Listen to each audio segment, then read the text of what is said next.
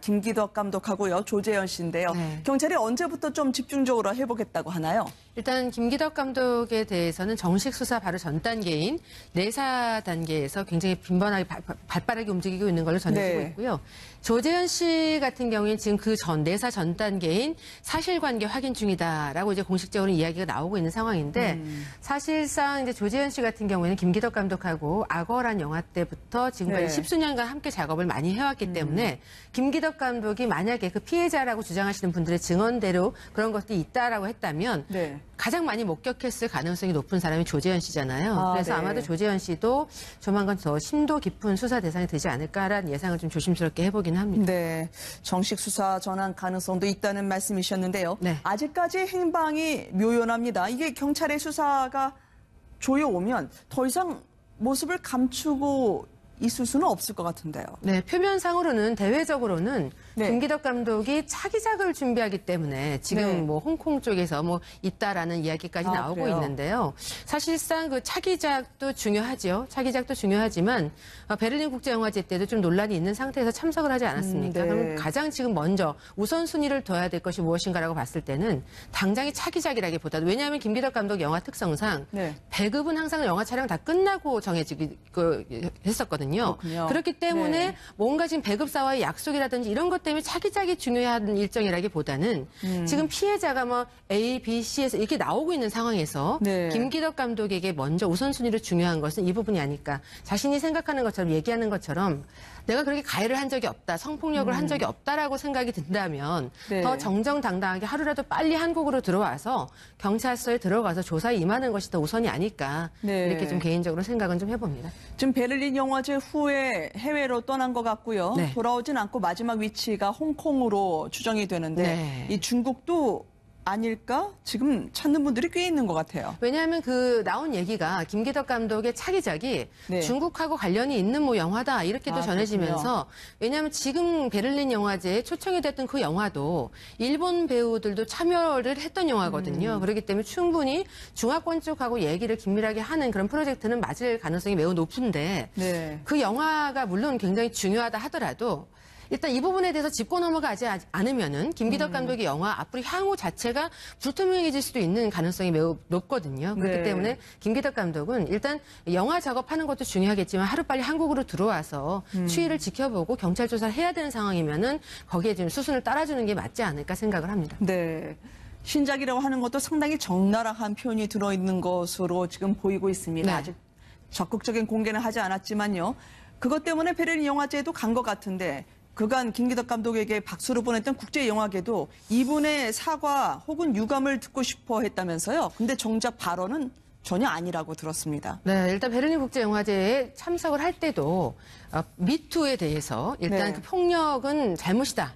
라고 입장을 밝혀주고 분명하게 네. 사과를 진정성 있게 해달라라는 그 조건으로 참석을 했다는 이야기들이 나오고 있거든요. 근데 거기에서는 그 미투에 대한 어떤 폭력은 잘못이다라는 대목이라든지 또 진정성 있는 사과라기보다 유감이다라는 쪽으로 애둘러서 표현을 했다라는 점 때문에 네. 일단 그 영화제 측에서도 좀 실망스럽다라는 입장이 나왔다 이게 전해지고 있는데요. 네. 지금 아직까지 개봉은 불투명해진 상태이긴 하지만 베를린 영화제에 초청이 됐던 그 영화 작품 속에서도 그 퇴역 군함 속에서 한 여성이 5명의 남성에게 어떤 성폭행을 당하는 이런 장면이 포함되어 있다라는 전언이 있으면서 그것 때문에 영화제에서도 그것에 대해서 굉장히 달가워하지 않은 분위기가 있었다. 네. 이런 소식까지 전해지면서 일단 그 영화제 측하고는 처음에 사전에 얘기했던 부분과 계속 불협화음이 있었던 건 아닌가 생각을 합니다. 네. 이거 국내를 넘어서 외신들까지요. 상당히 민감하게 받아들이고 그 베를린 영화제도 미투 캠페인이 화두였던 것 같은데. 맞습니다. 지금 촬영 현장에서요. 김기덕, 조재현 씨는 어떤 일을 벌였던 걸까요? 조금씩 지금 용기 내서 알려주고 계신 분들이 있는데요. 네. 조재현 씨가 이 적나라한 영화의 아이디어까지 제공하고요. 어떻게 된 겁니까? 보통 굉장히 작업을 많이 했던 주인공하고 감독, 네. 혹은 주인공하고 작가, 또 감독과 작가는 네. 아이디어를 서로 많이 주고받습니다. 아, 그래요? 네, 내가 경험해보지 못한 세계에 대해서도 상상을 펼쳐야 되기 때문에 혹은 나는 경험하지 않았어도 옆에 있는 배우는 경험했을 수 있었기 때문에 네. 거기에 대해서 빈번한 아이디어를 주고받는 일은 비일비재한데요. 특히 이제 김기덕 감독의 영화는 파격 그 자체인 작품들이 계속 있고 네. 또 19금인 경우가 많은데 여기에 대해서 일단 뭐 전해지는 바로는 조재현 씨 아이디어도 좀 많이 들어갔다더라. 네. 이런 이야기가 나오면서 어떻게 보면 김기덕 감독의 이런 피해자들의 주장대로 이 파격 행보가 있었다면 조재현 씨는 불감증이 있지 않았겠느냐라는 해석까지 보태지고 있는 상황인 겁니다. 감정이입인 거예요? 예술혼인 거예요? 글쎄요, 예술 파격이라는 것이요. 네. 말이 좋아서 파격이지 저희가 상식선으로 받아들이기가 굉장히 불편해지면 그것을 파격이라고 예술이라고까지 포장을 해야 될까라는 생각을 네. 하면서 저도 영화에 대한 기사라든지 칼럼이라든지 평론을 썼었는데요. 이거 예술혼이라고 하기에는 그 배우들이 감당을 해야 되는 부분, 그 수치스러운 부분을 얼마나 많이 고려를 했었을까라는 네. 대목에 대해서는 저는 굉장히 물음표가 많이 생깁니다. 지금 이런 아이디어를 주고받고요. 네. 뭐 좋은 말로 해서 페르소나지, 아바타나 대변인격이나 마찬가지인 호흡을 맞췄던 두 사람인데 네. 김기덕 감독 과거 인터뷰를 저희가 보니까요. 어쩐지 이번 일하고 아주 비슷한 얘기를 했더라고요. 일단 자신은 뭐 어떤 특정한 장면들, 노출과 네. 관련된 장면을 찍을 때 직접 보면서 컷을 하지 않는다라는 것을 아마 2012년 인터뷰에서 얘기를 했던 것 같은데 네. 사운드만 듣고 컷을 할 때 그 타이밍을 제대로 못 맞췄을 때는 오히려 조재현 씨가 그것을 보고서 그 컷 신호를 주기도 한다. 이건 안 된다라고 하면서 네. 컷 신호를 주기도 한다라고 김기덕 감독이 인터뷰를 했던 것이 지금 뒤늦게 좀 회자가 되고 있는 이런 상황인데요.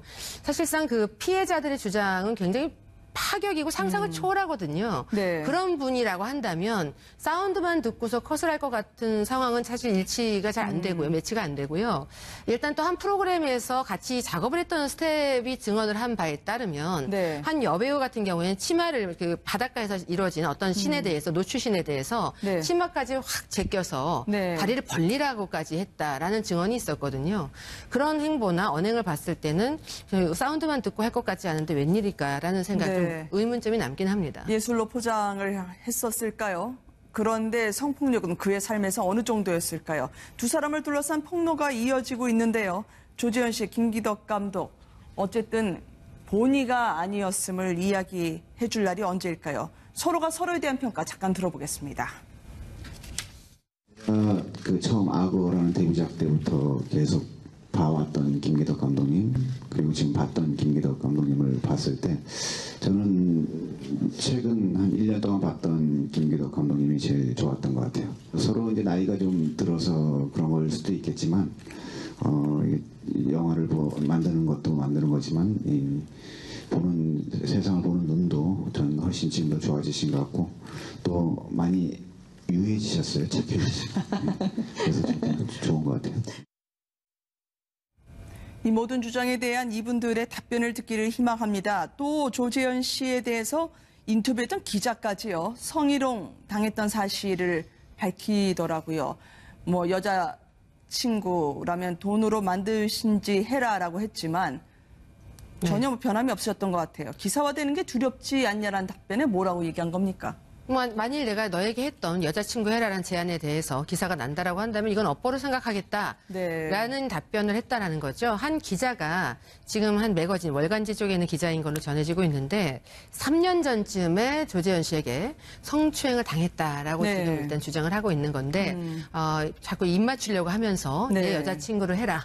뭐 아내와의 관계가 소원해졌음을 이야기를 하면서 여자친구를 해라라고 해서 굉장히 불쾌해서 얼굴을 돌리고 했을 때 네. 이거 자꾸 기사가 나면 어쩌라고 하냐라고 했더니 뭐 그렇게 기사가 난다면 내 업보라고 생각하겠다. 네. 그럼 지금 일련의 이 미투에 대해서는 업보라고 생각을 하시는 건지 좀 궁금합니다. 노출 장면이나요, 배드신이나 아마 정확한 가이드라인이 없다 보니까요. 국내에서도 몇 차례 네. 논란이 일지 않았겠습니까? 이거 어느 정도 좀 기준을 세워줘야 되는 거 아닐까요? 진작에 기준은 세워졌어야 네. 됐고요. 그 여배우들이 그 많은 촬영 기계들, 스태프들 앞에서 감독뿐 아니고 상대역뿐 아니고 많은 사람들이 지켜보는 가운데 한 번 촬영이 아니고요. 네. 위에서도 찍고 아래에서도 찍고 옆에서도 찍고 클로즈업도 찍고 풀샷도 찍고 네. 계속해서 같은 장면들을 찍어야 됩니다. 노출의 수위가 적고 크고를 떠나서 아무튼 여자에게 있어서 어떤 여자가 남자 배우분들도 제가 취재를 했을 때 네. 노출을 되게 부담스러워하세요. 촬영 전까지 굉장히 막 얹힌다, 자꾸 채기가 있다라고 얘기를 할 정도로 남자 배우들조차도 부담스러워하는 그 장면을 여배우들이 찍을 때 네. 정말 어떤 분들이 얼마큼 배려를 했을까 저는 여쭤보고 싶습니다. 거의 여배우에 대한 인격 부분에 대해서는 생각을 안 했던 것 같고 네. 그럼에도 불구하고 배우라는 숙명 때문에 내가 배우를 하겠다고 나왔기 때문에 이 작품을 선택을 했다는 이유로 난 이걸 잘 해내야 된다. 내가 이걸 못하면 작품에 민폐를 끼치는 것이니 잘 해야 된다. 라는 생각으로 여배우들이 지금 참여를 하고 있거든요. 그러니까 네. 진작부터 여배우들의 인권이라든지 이 가이드라인은 세밀하게 세워졌어야 맞다라는 생각을 합니다. 참 얼마나 고심이 되겠습니까? 네. 그렇지만 상대방은 예술이라고 하면서요. 또 작품을 위해서라고 억압적으로 이야기를 하면 안 따를 도리가 없고요. 그럼요. 여배우들에게 숙명, 노출에 대해서 문소리 씨가 이야기한 부분이 있거든요. 잠깐 듣고 오겠습니다.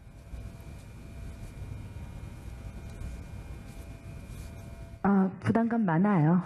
여배우로서 살다 보면 그 부담이 그 영화 개봉하고 내리고 거기서 끝나는 게 아니라 10년이 지나도 부담스러울 때가 있더라고요. 그리고 아직도 한국 사회가 그걸 부담스럽게 느끼게 하는 분위기가 있어요. 그래서 더 부담스럽기도 하지만 배우로서 가지고 가야 될 숙명이라고 생각해요.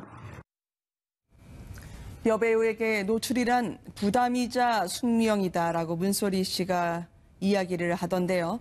사실 여배우에게서는 배우라고 생각을 안 하고 앞에 여자만 집중적으로 보고 있는 감독이나 배우에 대한 일침인 것 같아요. 항상 꽃이어야 된다. 뭔가 네. 아름다움의 중심에 있어야 되고 아름다움, 예쁨을 담당을 해야 된다라고 하다 보니 네. 그 예술에서 어느 정도의 노출은 또 아름다움의 한 부분이기도 하잖아요. 그 여성의 아름다운 신체라든지 이런 부분에 대해서. 근데 네. 그걸 어느 정도까지 담아내느냐는 충분한 합의 이후에 이루어져야 되는데 네. 사실 과거에 있던 우리나라 영화 제작 시스템에서 여배우들에게 얼만큼 충분히 합의를 하고 선을 정하고 갔습니까라고 물었을 때 충분한 논의를 거친 영화들이 네. 제가 봤을 때는 많을 것 같지가 않은 거죠. 그래서 네. 아마 문소리 씨처럼 오랜 연륜의 소유자의 배우 입에서도 노출은 항상 부담스러우면서도 여배우로서의 숙명이다. 라고 네. 얘기를 하는 게 아닌가 싶습니다. 아까 여쭤봐야 되겠습니다만 조재현 씨가요. 이런 피해자들의 목소리를 계속 듣고 있을까요? 지금 김기덕 씨는 외국인 줄을 알고 있었는데 네. 조재현 씨는 모든 걸 내려놓겠다고 하고요. 공연 제작사도 문을 닫고 드라마에서도 이제 죽는 역할로 하차를 네. 했고요. 연예계 은퇴를 암시한 게 아니냐라는 얘기는 너무 나간 겁니까? 연예계 은퇴가 만약에 이게 네. 피해자들의 주장이 맞는 걸로 조사 결과 다 공적으로 판명이 된다라고 한다면 네. 은퇴를 암시하고 안 하고를 떠나서 자동 은퇴 수순입니다. 그리고 네. 일단 모든 대외적인 활동을 내려놓는 건 맞는 거고요. 일단 조재현 씨는 입장을 한 방송 프로그램에서 뭐 한 80%는 지금 거짓이다라는 네. 입장을 밝혔는데요. 여기에 대해서 이제 만약에 이제 경찰에서 내사 단계로 넘어갔을 때 혹은 혹여라도 이제 정식 수사 단계로 넘어갔을 때 어떻게 어떤 입장을 정리해서 보여줄지에 대해서도 일단 궁금증이 모아지는 대목이기도 합니다. 네.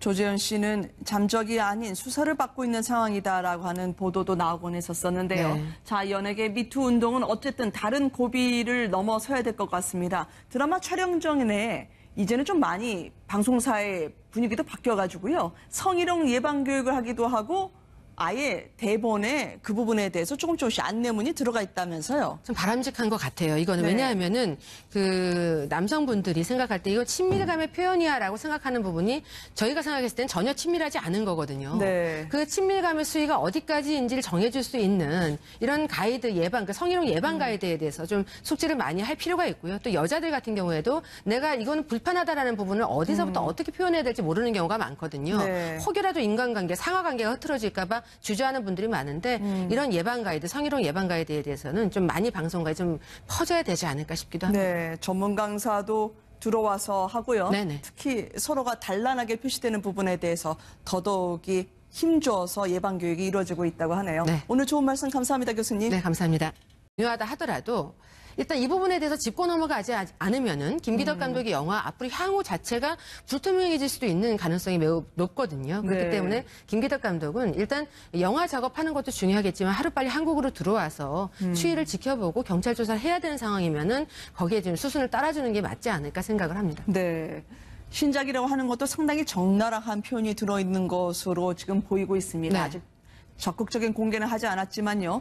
그것 때문에 베를린 영화제에도 간 것 같은데 그간 김기덕 감독에게 박수를 보냈던 국제영화계도 이분의 사과 혹은 유감을 듣고 싶어 했다면서요. 근데 정작 발언은 전혀 아니라고 들었습니다. 네, 일단 베를린 국제영화제에 참석을 할 때도 미투에 대해서 일단 네. 그 폭력은 잘못이다.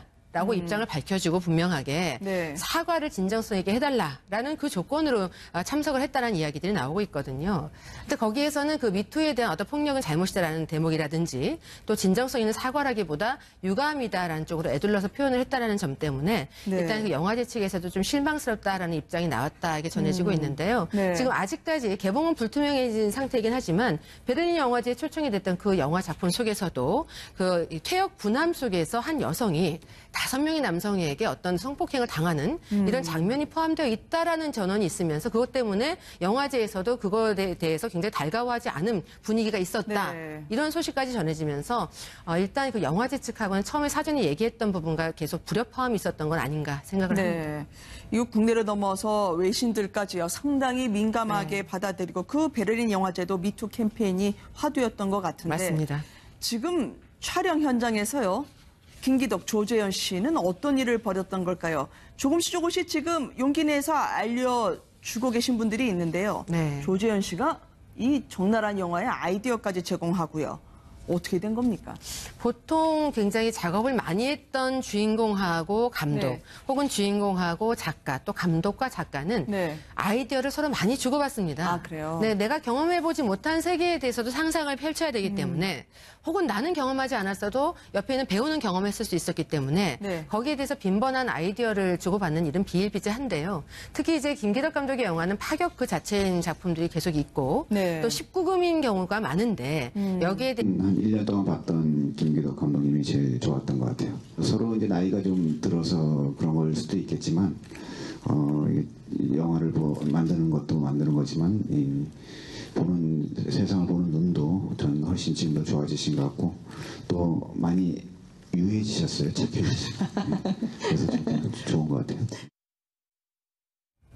이 모든 주장에 대한 이분들의 답변을 듣기를 희망합니다. 또 조재현 씨에 대해서 인터뷰했던 기자까지요. 성희롱 당했던 사실을 밝히더라고요.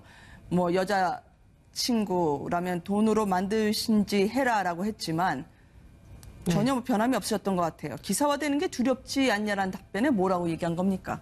만일 내가 너에게 했던 여자친구 해라라는 제안에 대해서 기사가 난다라고 한다면 이건 업보로 생각하겠다라는 네. 답변을 했다라는 거죠. 한 기자가 지금 한 매거진 월간지 쪽에 있는 기자인 걸로 전해지고 있는데 3년 전쯤에 조재현 씨에게 성추행을 당했다라고 네. 지금 일단 주장을 하고 있는 건데 자꾸 입 맞추려고 하면서 내 네. 여자친구를 해라.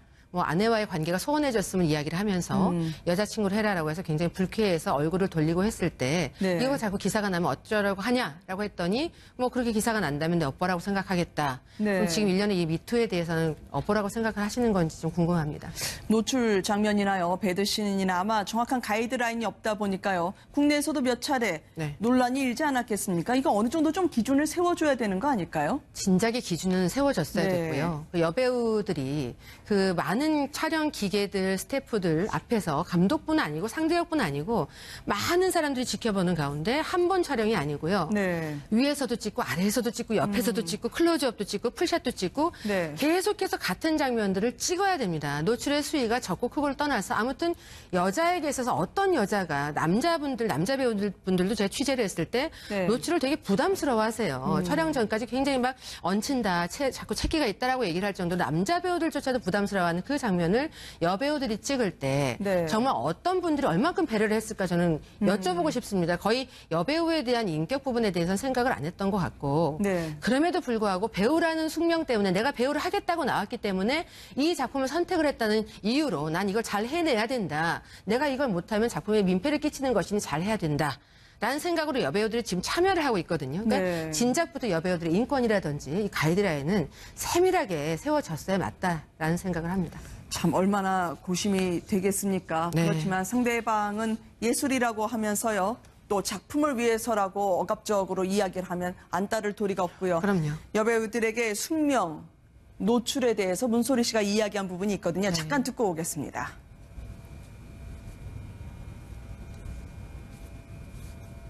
부담감 많아요.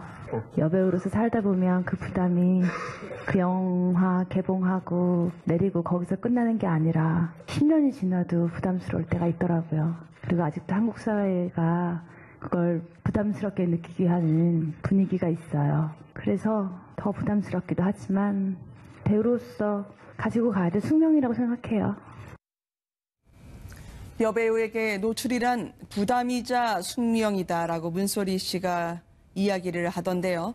사실 여배우에게서는 배우라고 생각을 안 하고 앞에 여자만 집중적으로 보고 있는 감독이나 배우에 대한 일침인 것 같아요. 항상 꽃이어야 된다. 뭔가 네. 아름다움의 중심에 있어야 되고 아름다움, 예쁨을 담당을 해야 된다라고 하다 보니 네. 그 예술에서 어느 정도의 노출은 또 아름다움의 한 부분이기도 하잖아요. 그 여성의 아름다운 신체라든지 이런 부분에 대해서. 근데 네. 그걸 어느 정도까지 담아내느냐는 충분한 합의 이후에 이루어져야 되는데 네. 사실 과거에 있던 우리나라 영화 제작 시스템에서 여배우들에게 얼만큼 충분히 합의를 하고 선을 정하고 갔습니까라고 물었을 때 충분한 논의를 거친 영화들이 네. 제가 봤을 때는 많을 것 같지가 않은 거죠. 그래서 네. 아마 문소리 씨처럼 오랜 연륜의 소유자의 배우 입에서도 노출은 항상 부담스러우면서도 여배우로서의 숙명이다라고 네. 얘기를 하는 게 아닌가 싶습니다. 아까 여쭤봐야 되겠습니다만 조재현 씨가요. 이런 피해자들의 목소리를 계속 듣고 있을까요? 지금 김기덕 씨는 외국인 줄을 알고 있었는데 네. 조재현 씨는 모든 걸 내려놓겠다고 하고요. 공연 제작사도 문을 닫고 드라마에서도 이제 죽는 역할로 하차를 네. 했고요. 연예계 은퇴를 암시한 게 아니냐라는 얘기는 너무 나간 겁니까? 연예계 은퇴가 만약에 이게 네. 피해자들의 주장이 맞는 걸로 조사 결과 다 공적으로 판명이 된다라고 한다면 네. 은퇴를 암시하고 안 하고를 떠나서 자연히 자동 은퇴해서 일단 뭐 전해지는 바로는 조재현 씨 아이디어도 좀 많이 들어갔다더라 네. 이런 이야기가 나오면서 어떻게 보면 김기덕 감독의 이런 피해자들의 주장대로 이 파격 행보가 있었다면 조재현 씨는 불감증이 있지 않았겠느냐라는 해석까지 보태지고 있는 상황인 겁니다. 감정이입인 거예요? 예술혼인 거예요? 글쎄요, 예술 파격이라는 것이요. 네. 말이 좋아서 파격이지 저희가 상식선으로 받아들이기가 굉장히 불편해지면 그것을 파격이라고 예술이라고까지 포장을 해야 될까라는 생각을 네. 하면서 저도 영화에 대한 기사라든지 칼럼이라든지 평론을 썼었는데요.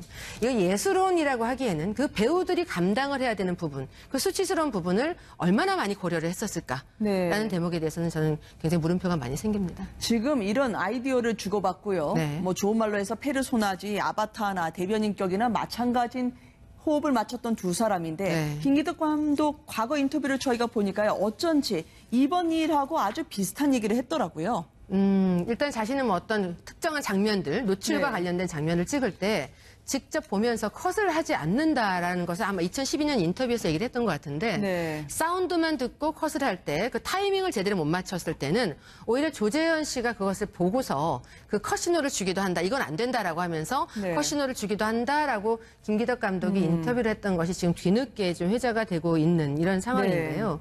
사실상 그 피해자들의 주장은 굉장히 파격이고 상상을 초월하거든요. 네. 그런 분이라고 한다면 사운드만 듣고서 컷을 할 것 같은 상황은 사실 일치가 잘 안 되고요. 매치가 안 되고요. 일단 또 한 프로그램에서 같이 작업을 했던 스텝이 증언을 한 바에 따르면 네. 한 여배우 같은 경우에는 치마를 그 바닷가에서 이루어진 어떤 신에 대해서 노출신에 대해서 네. 치마까지 확 제껴서 네. 다리를 벌리라고까지 했다라는 증언이 있었거든요. 그런 행보나 언행을 봤을 때는 사운드만 듣고 할 것 같지 않은데 웬일일까라는 생각 네. 좀 의문점이 남긴 합니다. 예술로 포장을 했었을까요? 그런데 성폭력은 그의 삶에서 어느 정도였을까요? 두 사람을 둘러싼 폭로가 이어지고 있는데요. 조재현 씨, 김기덕 감독, 어쨌든 본의가 아니었음을 이야기해 줄 날이 언제일까요? 서로가 서로에 대한 평가 잠깐 들어보겠습니다.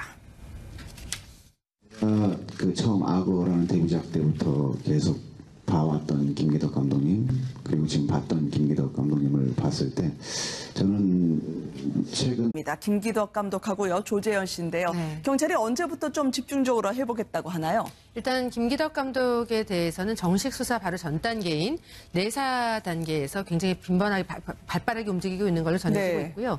조재현 씨 같은 경우에는 지금 그 내사 전 단계인 사실관계 확인 중이다라고 이제 공식적으로 이야기가 나오고 있는 상황인데 사실상 이제 조재현 씨 같은 경우에는 김기덕 감독하고 악어란 영화 때부터 지금까지 네. 십수년간 함께 작업을 많이 해왔기 때문에 김기덕 감독이 만약에 그 피해자라고 주장하시는 분들의 증언대로 그런 것들이 있다라고 했다면 네. 가장 많이 목격했을 가능성이 높은 사람이 조재현 씨잖아요. 아, 그래서 네. 아마도 조재현 씨도 조만간 더 심도 깊은 수사 대상이 되지 않을까라는 예상을 좀 조심스럽게 해보긴 합니다. 네, 정식 수사 전환 가능성도 있다는 말씀이셨는데요. 네. 아직까지 행방이 묘연합니다. 이게 경찰의 수사가 조여오면 더 이상 모습을 감추고 있을 수는 없을 것 같은데요. 네, 표면상으로는 대외적으로는 네. 김기덕 감독이 차기작을 준비하기 때문에 지금 네. 뭐 홍콩 쪽에서 뭐 있다라는 이야기까지 아, 나오고 그래요? 있는데요. 사실상 그 차기작도 중요하죠. 차기작도 중요하지만 베를린 국제영화제 때도 좀 논란이 있는 상태에서 참석을 하지 않았습니까? 네. 그럼 가장 지금 먼저 우선순위를 둬야 될 것이 무엇인가라고 봤을 때는 당장의 차기작이라기보다도 왜냐하면 김기덕 감독 영화 특성상 네. 배급은 항상 영화 촬영 다 끝나고 정해지기 했었거든요. 그렇군요. 그렇기 때문에 네. 뭔가 지금 배급사와의 약속이라든지 이런 것 때문에 차기작이 중요한 일정이라기보다는 지금 피해자가 뭐 A, B, C에서 이렇게 나오고 있는 상황에서 네. 김기덕 감독에게 먼저 우선순위로 중요한 것은 이 부분이 아닐까. 자신이 생각하는 것처럼 얘기하는 것처럼 내가 그렇게 가해를 한 적이 없다, 성폭력을 한 적이 없다라고 생각이 든다면 네. 더 정정당당하게 하루라도 빨리 한국으로 들어와서 경찰서에 들어가서 조사에 임하는 것이 더 우선이 아닐까. 네. 이렇게 좀 개인적으로 생각은 좀 해봅니다. 지금 베를린 영화제 후에 해외로 떠난 것 같고요. 네. 돌아오진 않고 마지막 위치가 홍콩으로 추정이 되는데 네. 이 중국도 아닐까? 지금 찾는 분들이 꽤 있는 것 같아요. 왜냐하면 그 나온 얘기가 김기덕 감독의 차기작이 네. 중국하고 관련이 있는 뭐 영화다 이렇게도 아, 전해지면서 왜냐하면 지금 베를린 영화제에 초청이 됐던 그 영화도 일본 배우들도 참여를 했던 영화거든요. 그렇기 때문에 충분히 중화권 쪽하고 얘기를 긴밀하게 하는 그런 프로젝트는 맞을 가능성이 매우 높은데 네. 그 영화가 물론 굉장히